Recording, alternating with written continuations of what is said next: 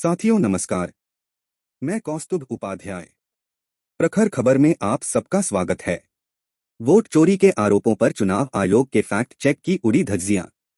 BJP और चुनाव आयोग की साठगांठ से देश में की जा रही वोट चोरी के खुलासे के बाद आयोग और भाजपा दोनों ही में बदहवासी का आलम है।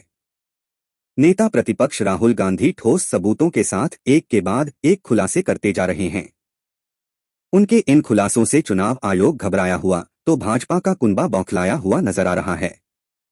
दिक्कत यह है कि राहुल गांधी की टीम की रिसर्च इतनी गहरी और फैक्टफुल है कि बड़ी संख्या में भाजपा को वोट देने वाले लोग भी इसे कहीं न कहीं सच मानते दिखाई दे रहे हैं। इसलिए वोट चोरी के खुलासे से बीजेपी को अपना जनाधार खिसकता नजर आने लगा है। यही वजह है कि वोट चोरी का आरोप तो चुनाव आयोग पर लगाया जा रहा है, पर उसके बचाव में बीजेपी बैटिंग करने उतर आ रही है। इससे लोगों का शक और भी गहरा और पुख्ता होता जा रहा है कि दोनों के बीच कोई साठगांठ तो जरूर है। यही वजह है कि आमतौर पर विपक्षी मुद्दों को कभी हिंदू मुसलमान, कभी राष्ट्रवाद तो कभी विदेशी साजिश के नाम पर दरकिनार करने वाली भारतीय जनता पार्टी इस बार न तो इस गंभीर सवाल को दबा पा रही है, न ही मुद्दे को भटका पा रही है। इस पर नेपाल में हुए तख्ता पलट ने भाजपा की हवा और खराब कर दी है। उसे डर लग रहा है कि जिस तेजी से युवा पीढ़ी यानी जेन-ज़ी राहुल के वोट चोरी के मुद्दे के साथ जुड़ती जा रही है, उससे कहीं आने वाले दिनों में मोदी का हाल भी ओली जैसा न हो जाए। लिहाजा चुनाव आयोग और उसके मुखिया ज्ञानेश कुमार को इशारा किया गया है कि विपक्ष की बोतल से निकले वोट चोरी के इस जिन्न को कैसे भी करके काबू किया जाए। आज्ञाकारी ज्ञानेश कुमार भी हुक्म बजाने में जी जान से जुटे हुए हैं, पर उनका हर तीर खाली जा रहा है या फिर लौटकर उन्हीं को घायल कर दे रहा है। पहले उन्होंने प्रेस कॉन्फ्रेंस करके राहुल गांधी को घेरने और दबाव बनाने की कोशिश की। इसके जवाब में महीने भर बाद जब राहुल ने वोट चोरी के तौर तरीकों का खुलासा करते हुए हाइड्रोजन बम फोड़ दिया, तो अब ज्ञानेश कुमार की हिम्मत नहीं पड़ रही कि दोबारा उसी तेवर के साथ प्रेस कॉन्फ्रेंस करके विपक्ष के नेता को चुनौती दे डालें। लिहाजा इस बार उन्होंने गोलमोल रास्ता अपनाते हुए राहुल की बातों को अपने कथित फैक्ट चेक के जरिए झुठलाने की कोशिश की है।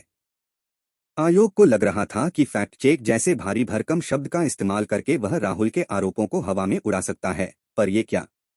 आयोग के इस फैक्ट चेक की तो 2 ही दिन में बखिया उधड़ने लगी। वह भी राहुल या कांग्रेस पार्टी नहीं, बल्कि कई सोशल मीडिया इन्फ्लुएंसरों ने आयोग के इस फैक्ट चेक का काउंटर फैक्ट चेक करके उसकी धज्जियां उड़ा डाली हैं। इनमें सबसे पहला नाम है डॉक्टर मेदुषा का, जिन्होंने पॉइंट बाई पॉइंट चुनाव आयोग के कथित फैक्ट चेक के दावों की ऐसी की तैसी कर डाली है। वह भी खुद आयोग की वेबसाइट पर दी गई जानकारियों का हवाला देते हुए उन्होंने कई बिंदुओं को उठाते हुए स्पष्ट कर दिया है कि राहुल गांधी के आरोपों को झूठा साबित करने के लिए चुनाव आयोग खुद किस तरह सफेद झूठ बोल रहा है या बातों को घुमाफिराकर लोगों को भ्रमित करने का प्रयास कर रहा है। आप भी देखिए मेदुषा ने किस तरह सीसी ज्ञानेश कुमार के दावों की धज्जियां उड़ाई हैं।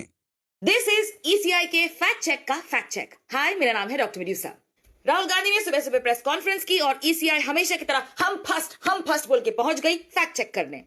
The first thing the Election Commission of India has said in their fact check is no deletion of any vote can be done online by any member of the public as misconceived by Shri Rahul Gandhi। अब ये तो जानबूझ के नासमझ बनने वाली बात है। During his entire press conference, Rahul Gandhi was talking about how someone were filling out Form 7s, which is in fact essential for the deletion of a voter from the voter list. He gave proof of how multiple forms were being filled within a matter of seconds. उन्होंने कहीं में नहीं कहा है कि कोई बंदा अपने आप अपनी मर्जी से लॉगिन करता है और किसी भी वोटर का नाम डिलीट कर देता है।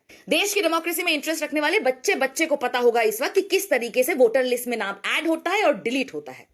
So your interpretation of Rahul Gandhi saying that votes are being deleted by people is actually in bad faith. Because जैसा कि आपकी ही वेबसाइट में लिखा हुआ है, फॉर्म 7 का इस्तेमाल करके कोई भी इंसान अपने कॉन्स्टिट्यूएंसी के किसी भी वोटर को डिलीट करने के लिए एप्लीकेशन डाल सकते हैं। बात यहां एप्लीकेशन डालने की हो रही है, खुद से इरेजर से मिटाने की नहीं। So your fact check is in fact misleading. Fact check number 2. You claim that in 2023, certain unsuccessful attempts were made for deletion of electors in Aland Assembly constituency and an FIR was filed by the authority of ECI itself to investigate the matter. As is very clearly mentioned in this very graphic from the presentation that Rahul Gandhi shared today, he does say that in 2023, February, an FIR was filed. He also says that in August 2023, ECI did give partial documents. सवाल यहाँ पर उन documents पर है जो आपने नहीं दिए। Nowhere has Rahul Gandhi claimed claimed that you did not file an FIR. The fact is, you have not given destination IP addresses, device destination ports, and OTP trails. क्या इस fact का fact check आप कर सकते हैं? That means your second fact check is also misleading. Now the third fact check. You have claimed, as per records, Aland Assembly constituency was won by BJP in 2018 and BR Patil INC in 2023. In the entire press conference, nowhere has Rahul Gandhi claimed otherwise. If you are thinking about this particular graphic, आंखें खोल के देख लीजिए. Rahul Gandhi has said that voter deletion का attempt Aland constituency में जिन booths पर हुआ, उनमें से टॉप 10 बूथ्स कांग्रेस के स्ट्रॉन्ग होल्ड्स थे. इतने स्ट्रॉन्ग होल्ड्स थे कि 2018 में इन 10 बूथों में से 8 बूथ कांग्रेस ने जीते थे. That is what they are claiming. They are not claiming anywhere that 2018 में ये कॉन्स्टिट्यूएंसी कांग्रेस ने जीती थी. कॉन्स्टिट्यूएंसी और बूथ का डिफरेंस तो आप समझते होंगे ना. So your third fact check is also misleading. Gyanesh Kumar ji, आप लोगों को अल्टीमेटम देते फिरते हैं. आज राहुल गांधी ने आपको अल्टीमेटम दिया. देश का सिटीजन होने के नाते एक अल्टीमेटम मैं भी आपको देना चाहूंगी. ये फैक्ट चेक खेलना छोड़िए और जो सवाल आपसे पूछे गए हैं उनका जवाब दीजिए. उसके बाद हमारे मुंह पे फैक्ट चेक मार के फेंकिए, उससे पहले नहीं. चलिए शुरू करें. इसके अलावा द फिलो चैनल नाम की प्रोफाइल वाले इन्फ्लुएंसर ने भी कई वीडियो डालकर राहुल गांधी के आरोपों पर चुनाव आयोग द्वारा बोले जा रहे झूठ का बड़े ही दमदार ढंग से पर्दाफाश किया है. साथ ही उन्होंने यह भी बताया है कि राहुल के आरोपों पर बीजेपी आईटी सेल के गुर्गों का यह नैरेटिव कितना खोखला है कि राहुल गांधी के आरोप अगर सही हैं, तो वह चुनाव आयोग के खिलाफ सुप्रीम कोर्ट में मुकदमा क्यों नहीं कर रहे हैं. आप ही देखिए कि आईटी सेल के इस कुतर्क का उन्होंने तथ्यों के साथ कैसा ठोस जवाब दिया है. कल के राहुल गांधी के प्रेस कॉन्फ्रेंस के बाद बीजेपी आईटी सेल के लोग व्हाट्सएप पे ऐसा मैसेज भेज रहे हैं कि अगर राहुल गांधी के पास ज्ञानेश कुमार के खिलाफ इतने ही सबूत हैं तो राहुल गांधी सुप्रीम कोर्ट क्यों नहीं चले जा रहे हैं. तो मैं तुम लोग को बता रहा हूं कि राहुल गांधी सुप्रीम कोर्ट क्यों नहीं चले जा रहे हैं. तो बीजेपी एक बिल लाई थी 2023 में, सीईसी एंड ईसी बिल. अब इस बिल के तहत ना सुप्रीम कोर्ट, ना हाई कोर्ट, ना सिविल, ना क्रिमिनल, कहीं भी चीफ इलेक्शन कमिश्नर के खिलाफ केस नहीं हो सकता. मतलब कि भारत में राष्ट्रपति को भी इतना सिक्योरिटी नहीं मिला है जितना भाजपा ने ज्ञानेश कुमार को दे रखा है. और इतना इम्यूनिटी बीजेपी ने ज्ञानेश कुमार को क्यों दे रखा है वो हम सबके सामने है ही. परसों राहुल गांधी ने जो कहा था कि सॉफ्टवेयर की मदद से वोटर लिस्ट में से नाम डिलीट किया जा रहा है और जिसका नाम डिलीट किया जा रहा है उसको भी नहीं मालूम चल रहा है और जो डिलीट करवा रहा है उसको भी नहीं मालूम चल रहा है कि उसने ऐसा एप्लीकेशन भरा था. अब इसके सबूत भी दिखने चालू हो गए हैं. ये ज्वाला गट्टा का बयान है जो इंटरनेशनल बैडमिंटन प्लेयर रह चुकी हैं. डेट देख लो एक बार, 2018 का है. ज्वाला गट्टा ने कहा कि जब उन्होंने चुनाव से 3 वीक पहले तक नाम चेक किया तो उनका और उनके घर वालों का नाम था वोटर लिस्ट में, लेकिन जब वो वोट देने पहुंची तो उनका और उनके घर वालों का नाम गायब था. इसके अलावा एक और सबूत, ये किरण मजूमदार ये बीजेपी की बहुत क्लोज हैं. ये सीईओ भी हैं एक बड़े कंपनी की.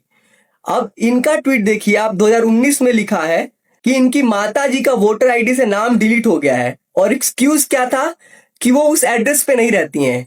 और इन्होंने खुद ही बताया कि 19 साल से वो उस सेम एड्रेस पे रह रही हैं. लेकिन जैसे ही राहुल गांधी का प्रेस कॉन्फ्रेंस हुआ परसों, ये बीजेपी भक्त अपना ट्वीट डिलीट करके भाग गई.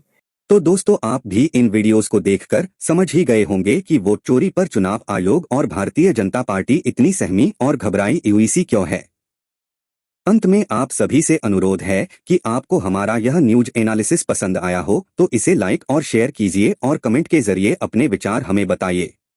साथ ही अगर आप हमारे चैनल पर पहली बार आए हैं या आपने अब तक चैनल को सब्सक्राइब नहीं किया है तो तुरंत सब्सक्राइब का बटन दबाकर ये जरूरी काम कर डालिए. बेल आइकन को दबाकर नोटिफिकेशन को भी ऑन कर लीजिए ताकि हमारे ऐसे ही दिलचस्प और जानकारी भरे वीडियोस की सूचना आपको तुरंत मिल सके. दोस्तों, याद रखिए, पत्रकारिता के नाम पर चाटुकारिता के इस दौर में प्रखर खबर जैसे तटस्थ और निडर चैनलों का बुलंदी के साथ खड़े रहना बेहद जरूरी है ताकि सरकार परस्त डॉगी मीडिया के जयकारों के शोर में आपके सरोकारों से जुड़ी खबरें दरकिनार न हो जाएं. सत्ता के दलाल पत्तलकार सरकारी इशारे पर जनता से जुड़े जरूरी मुद्दों को दफन न करने पाएं. और यह सब कुछ हो सकता है केवल आपके सहयोग से. तो ज्यादा से ज्यादा संख्या में हमारे चैनल को सब्सक्राइब करके हमसे जुड़िए, ताकि आपका प्रिय चैनल प्रखर खबर इसी तरह की खरी खबरें आपके सामने लाता रहे। आज बस इतना ही। फिर मिलेंगे अपनी अगली खबर में किसी नए खुलासे के साथ। तब तक के लिए आप सबको नमस्कार।